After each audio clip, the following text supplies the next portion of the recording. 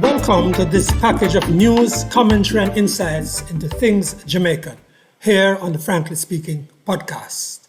First, we'll dip into the news, then turn back to the story about the 9-year-old boy killed in his mother's car. I'll speak frankly in our commentary about illegal street vending, and then the debate about banks, their fees, and services. So let's begin with a quick flip through the Sunday newspapers.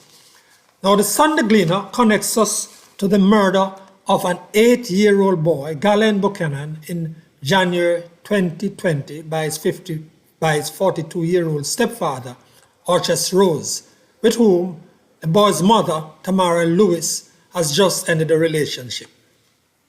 Now, the story, the child killer's confessions, it's not such a detailed confession, of course, but it's about that boy. Now, Tamara Lewis, the boy's mother, had refused Rose's last efforts, begging on his knees for her to resume the relationship. Here's a key paragraph in Laverne Barrett's report. Quote, Tamara Lewis's rejection enraged Rose and ignited a downward spiral fanned by co-workers, which ended in murder of the child, according to released court documents and the caution statements he dictated to police investigators on January 26, 2020, end quote.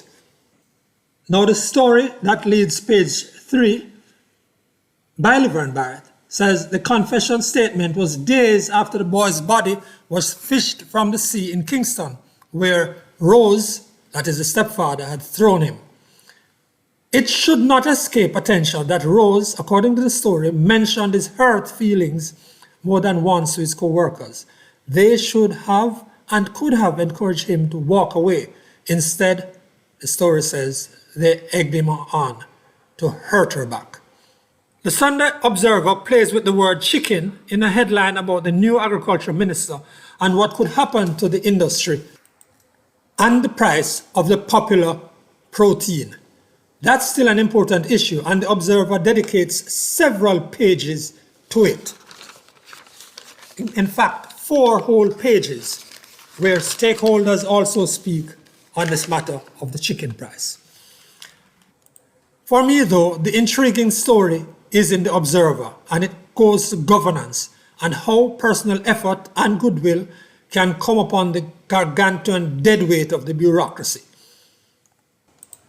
The story gives details about the Jamaica Customs Agency, yes, them again, the Customs Agency auctioning an ambulance that was donated to a Jamaican health center, donated by a Jamaican woman in Canada to the underserved clinic at Lambs River, Westmoreland. The city of Toronto had given the ambulance for nothing to Carol Clark. The 2007 Chevrolet vehicle had a valuation of more than 20,000 Canadian dollars, or more than $2.5 million Jamaican at today's rate. She, Miss Clark, had good reason to want to send the ambulance through her church in Toronto to Lambs River in Westmoreland. Now, note, she did not follow all the correct steps laid down. Reporter Kimberly Hebert gives the motivation of Miss Clark in her own words. Here's what Miss Clark said. My sister died on her way to the hospital without oxygen in a taxi. There was no ambulance. But my life was spared in 1967 because of the ambulance in Lambs River. Now there's no ambulance in Lambs River since the 1990s. They downgraded the clinic and took away the ambulance. But need alone won't work, as so many donors of goods to Jamaican institutions have painfully learned. And there follows a saga of bungling, insensitivity, failure to follow procedures, abundant red tape, etc. All of that between Ms. Clark and the Jamaican authorities. That is the Customs Authority and the Ministry of Health Executive Director of Philanthropic Mobilization. Yes, there is such a unit. Now, the ambulance gifted to Ms. Clark on the basis it should not be sold was auctioned in November by Customs. So that's that for Lambs River. And there is this story to watch. In the Gleaner, it says, just quit already. It is a story stating that calls are growing for the Jamaican Football Federation President Michael Ricketts to quit. And it's not only because the Reggae Boys have been dumped out of any chance of making it to the World Cup later this year. Now, news analysis. In recent time, the police have made some big breaks, particularly with illegal guns, but also capturing and killing some wanted men. So people have been asking, whatever happened to the case of 9-year-old boy Gabriel King, who was murdered and his body found in the backseat of his mother's car in St. James a month ago on January 13th. We won't be tempted to go over the salacious details that have put this case in the direct focus of the public and that have drawn widespread interest and even scurrilous allegations.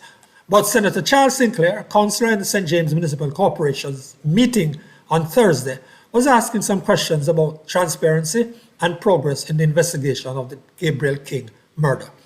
He felt police ought to have been giving more updates. Senator Sinclair is an attorney.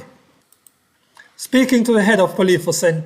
James, Senior Superintendent Vernon Lewis at the council meeting, Councillor Sinclair said people were invested in the case and wanted to know what was happening.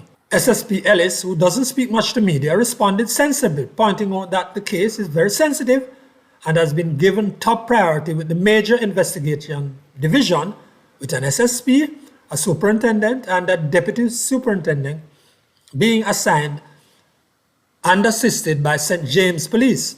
The police say they are making inroads and are getting assistance from the public, including CCTV footage in this sensitive investigation. SSP Ellis said this is not a normal crime and he respectfully asked for the investigators to be allowed to do their work. We know there is much public interest. We'll keep you informed. Now to Jamaican Perspective, something that helps to make Jamaica special. Long before Netflix, cable TV, and one channel JBC TV, and even during the time of the old Radio Jamaica Radio Fusion, Jamaican families found ways of entertaining themselves in the evenings and into the nights. Storytelling was a big part of that, and was not just in the country parts. Duppy stories were particularly popular.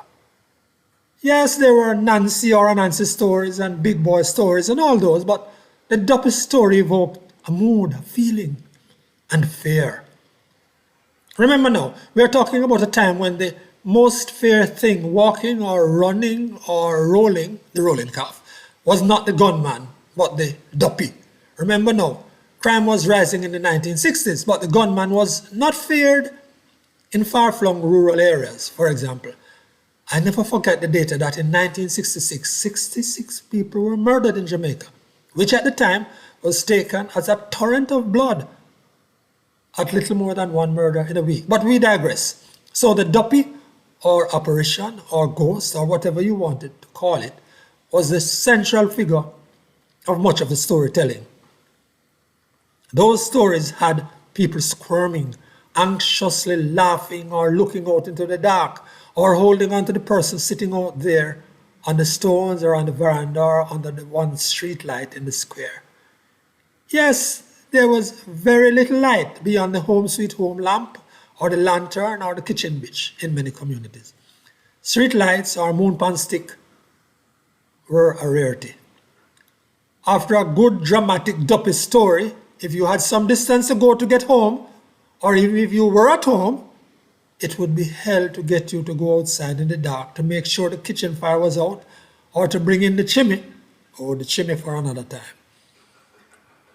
Sorry for the poor girl or boy who had to walk 300 yards or so to her or his yard and to pass the bamboo roots or the banana field which were throwing shadows, or the riverside with its gurgling water. There were young men who played frightening tricks on them. But people could gather, different age groups, sometimes in the presence of elders, and people would share their fears and stories. Now, as they say, we have made progress.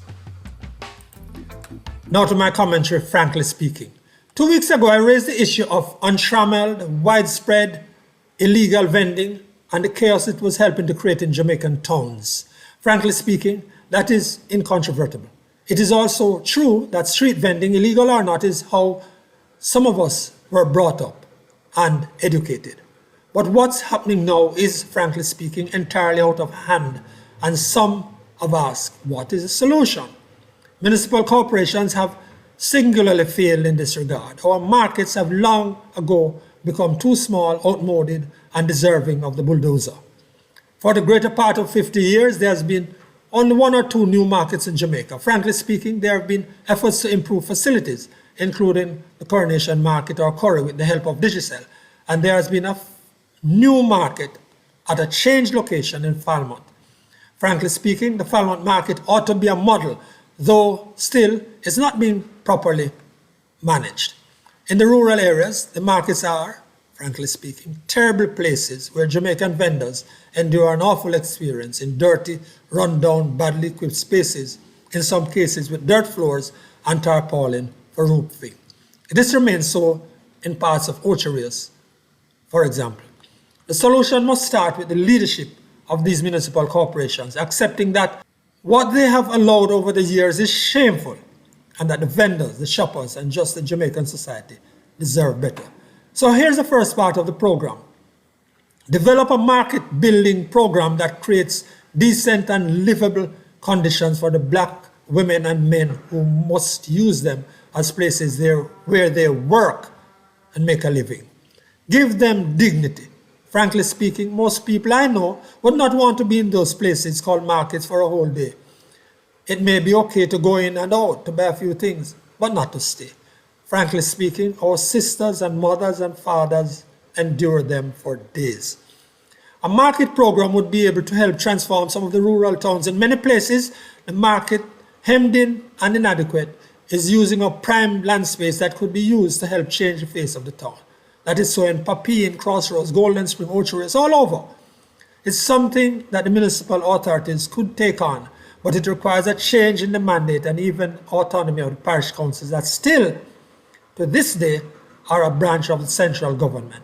Parish councils, despite their name change, can't borrow money from the banks to develop their own markets or other services. They have to wait on the Ministry of Local Government, as we see with a laughable case of a proposed market for Negril. The other part of the problem, next time. Crosstalk today is about commercial banks, their fees and their services. I'll give you my take and then Desmond Richars comes in with his. In the past few days, talk has turned to commercial banks and their recent announcement of increased fees. That attracted howls of protest, and the two main banks, NCB and Scotia, have pulled back a little. Some increased fees are delayed, others suspended, and some lowered. The problem with the banks are greater than the matter of the fees. Broadly, they still have practices that make some transactions take days. Some still require so many documents to do business and so much information that they're a turn-off. The spread they charge in foreign exchange trading, for example, appears to summon Shylock. Now, spreads between interest on deposits and on loans are also too wide. Professor Paul Golding, in a well-researched article in The Observer last week, pointed out that interest rate spread in Jamaica at roughly 10% is the highest in the region. That very article points out that though banks are pushing for more automation, fewer people are using credit and debit cards, and the volume of ABM transactions has remained pretty much flat. What's more, the service at the banks is almost universally bad. I still don't accept that people need to join lines for hours outside the building, tented or not, for seeing a service agent or a teller in the bank. And it can't be just hands-off effort from the government either. Banks are important mobilizers of capital and key pillars of the economy. There is some responsibility for us, the customers, too. We must stop accepting a bank because it was the one our parents used. We must begin to look around, make comparisons on all kinds of measures, including fees and service, and then, if in our interest, move our money. And more people should begin to understand that savings accounts are a bad way to treat your money. So here now is Desmond Richards. Is it that banks, like most of us, have been taking a financial beating from the pandemic, why they have increased their fees? Last year, Jamaican banks raked in approximately 40 billion from fees and commission, while laying off workers, closing branches in order to cut expenditure. And this year, they have laid the foundation to continue bleeding their customers who are sucking salt through wooden spoons. The donor-funded policymakers have responded with empty speeches and threats to legislate against banks. That will never happen. The fact of the matter is when corporations, including banks, bankroll election campaigns, we all pay the price. Last election, Jamaican banks donated over 100 million to both political parties. And this does not include millions in goods and other services. For example, Scotiabank donated 5 million to fund the national debates. Millions was donated by Flow for political advertisements, and Jerry and Nephew provided millions in goods in order to keep party supporters filled with the spirits while unconcerned about what they were voting for. Of course, the argument that political parties need money in order for them to carry out their core functions and keep our democracy alive. But what about the controversial relationship between money and political parties and the role of money and its improper influence on the political process and the illegitimate enrichment of politicians? Should we expect the recipients of hefty political donations, millions in soft loans to protect us from price gouging banks? Let us watch and see. Looking ahead now. Well, the Jamaican dollar has breached the 158 to 1 US dollar mark. That happened last week as food and other prices continue to increase. World oil prices are continuing against our interests, and gas is now at nearly 1,000 Jamaican dollars a gallon. Keep your eyes on these economic matters in the coming week. Please let me know what you think about these podcasts by posting a comment on the Frankly Speaking Podcast YouTube channel. Continue to like and share and subscribe. That's it for this week. Until then, for the Frankly Speaking Podcast, I'm Franklin McKnight.